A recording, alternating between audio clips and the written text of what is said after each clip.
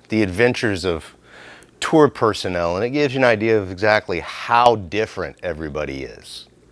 I mean, there's a range. There's every walk of life on tour. That's what makes it so interesting. And being such that there's so many different walks of life, there are people that appreciate the road. They take it, they harness it, they live it, they love it. And some people do some more extreme things than others. I remember specifically in Taiwan and Taipei, the lighting tech, who I used to call Uncle Rick, he had this thing where wherever we went in the world, it didn't matter where it was. He's like Andrew Zimmern from Food Channel. He will eat and try anything. I mean, literally.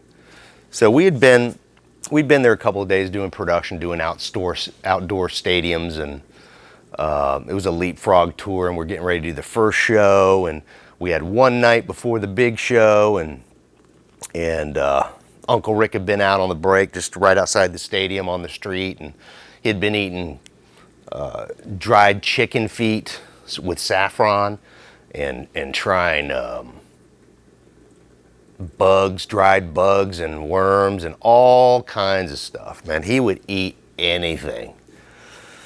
Anyway, so the end of that day came, and everybody was relieved to get out of there. I was one of the last ones out, and I call Uncle Rick and say, "Where are you at, Uncle Rick?" He says, "I'm back at the hotel." He says, "I'm at the bar getting some bar food." I said, "Okay, cool. How late is it open?" He says, "Don't worry about it. The guy said he'll hold it open for any of us, man, because we got like 54 people just at that crew, just at that hotel."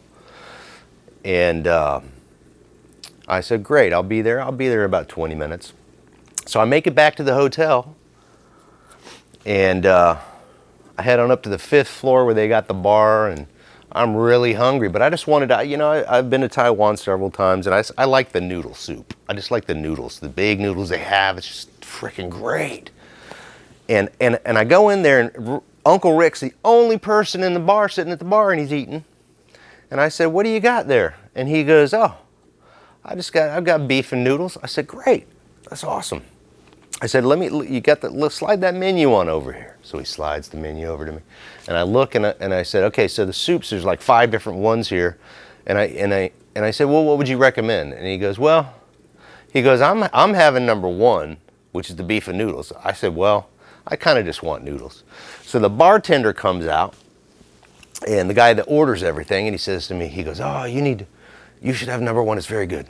I said, "Well, I just want noodles with the broth and all that stuff." And Uncle Rick says, "No, go ahead, try it, man. Look, I'm almost done with mine. This is my 2nd bowl. It's amazing." I said, "Okay." Now, Rick's been around the world. I mean, he was touring in the 70s. I mean, he's been around the world so many times, and I can't imagine what he is eating. But he's trying to talk me into having what he's having. And all I want is noodles. And pretty soon, I'm just at the point where, look, I want number 4. I just want the noodles. The guy behind the bar says, "Oh, we give it to you on the house. If you have number 1, we give it to you because I'm almost done for the night." I said, "Well, okay." So he talks me into it. Uncle Rick's like, "Dad, boy, this stuff's great. It's great. I'm telling you, it's amazing." I taste it. He brings it out. I taste it. I taste the broth first. Tastes okay. It's okay. Have a little bit of the noodles. Then I stir it up, and I'm like, "Well, this has mushrooms in it." And Rick says, "Those aren't mushrooms." I said, "Well, what are these stems they're like pinkish brown stems. What is that?" And he goes, "It's beef. Just eat it." And I asked the guy behind the bar, I'm like, "What is this?" And he goes, meat. And I said, "Well, it's very strange looking. It looks like a mushroom. I didn't know it was going to be like vegetable soup. I thought you said there's beef." He says, beef, good for you." I said, "Well, okay." And I look at it again, and I said, "Okay, I'm not eating this till you tell me what it is." Rick goes, "It's dog penis." I said, "Uncle Rick, you cannot have me eating something like this without giving me a warning just because you don't mind eating like caterpillars and stuff like that, And the guy behind the bar says, "Oh, you eat it, it'll make you strong." I said, "Dude, so what do you call this on the menu? What is this in Taiwanese on the side?" He says, "Dog penis soup." I said, "My God." I said, you know, nothing against you guys here. I am not having dog penis soup. End of story.